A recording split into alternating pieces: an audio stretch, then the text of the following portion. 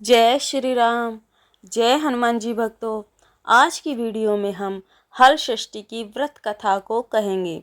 पिछली वीडियो में हमने हल षष्ठी की शुभ तिथि, शुभ मुहूर्त, पौराणिक महत्व और इस दिन हमें क्या करना चाहिए, क्या खाना चाहिए, क्या पीना चाहिए, इनके बारे में हमने जाना। तो आज की वीडियो में हम इसकी व्रत कथा को कहेंगे। प्रतिवर्ष हल षष्ठी या हल छठ व्रत भाद्रपद कृष्ण षष्ठी तिथि को मनाया जाता है। यह पर्व कृष्ण जन्माष्टमी से 1 या 2 दिन पहले पड़ता है। धर्मशास्त्रों के अनुसार इसी दिन भगवान श्री कृष्ण के बड़े भाई श्री बलराम जी का जन्म हुआ था। इस दिन को चंद्र षष्ठी, बलदेव छठ और रंधन षष्ठी भी कहते हैं। माताएं अपनी संतान की रक्षा के लिए ये व्रत करती हैं। द्वापर युग में भगवान बलराम सृजन के देवता थे। हल षष्ठी अथवा हल छठ कृष्ण के बड़े भाई और भगवान के विष्णु अवतार भगवान बलराम जी के जन्म दिवस के रूप में मनाया जाता है। प्राचीन काल में एक ग्वालिन थी। उसका प्रसव काल अत्यंत निकट था। एक ओर वह प्रसव से व्याकुल थी तो दूसरी ओर उसका मन गोरस अर्थात गाय का दूध, दही आदि बेचने में लगा हुआ था। उसने सोचा कि यदि प्रसव हो गया तो गोरस यूं ही पड़ा रह जाएगा। यह सोचकर उसने दूध दही के घड़े सिर पर रखे और बेचने के लिए चल दी। किंतु कुछ दूर पहुंचने पर उसे असहनीय प्रसव पीड़ा हुई। वह एक झरबेरी की ओट में चली गई और वहां एक बच्चे को जन्म दिया। वह बच्चे को वहीं छोड़कर पास के गांव में दूध दही बेचने चली गई। संयोग से उसी दिन हल षष्ठी थी।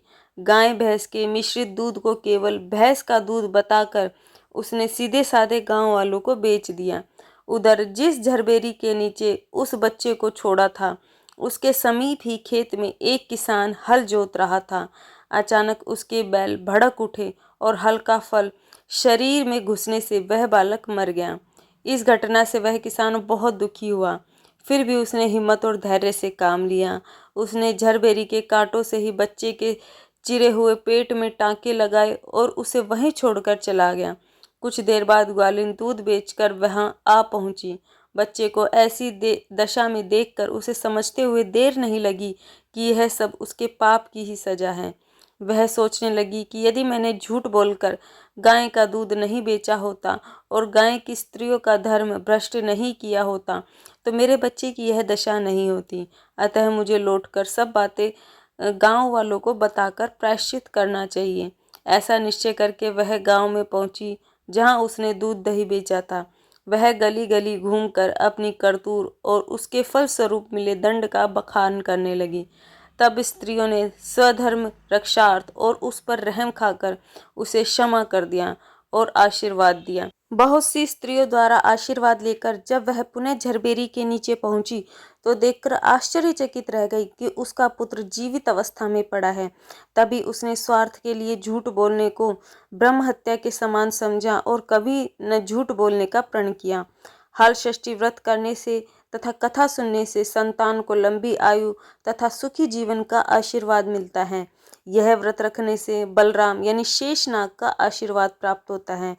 इस व्रत को रखने से ही संतान बलराम की तरह ही बलशाली होती है। संतान की रक्षा के लिए यह व्रत अधिक महत्वपूर्ण होने के कारण पूरे मन से यह व्रत करने से संतान के जीवन के कष्ट नष्ट हो जाते हैं। इस व्रत में हल की पूजा करने का महत्व है। हल छठ के दिन हल से उत्पन्न अन्न और फल नहीं खाना चाहिए। इस दिन भैंस का दूध पूजा में उपयोग लाना चाहिए। इस दिन व्यक्ति को झूठ बोलने से बचना चाहिए अर्थात सत्य वचन ही बोलने चाहिए। धार्मिक मान्यता के अनुसार इस दिन श्री कृष्ण के बड़े भाई बलराम जी का जन्म हुआ था। अतः महिलाओं द्वारा व्रत उपवास रखने से पुत्र को लंबी आयु और समृद्धि प्राप्त होती है। वीडियो अच्छी लगे तो वीडियो को लाइक करें। जय श्री राम। जय हनुमान जी। भगवान आप सभी की मनोकामनाओं को पूर्ण करे।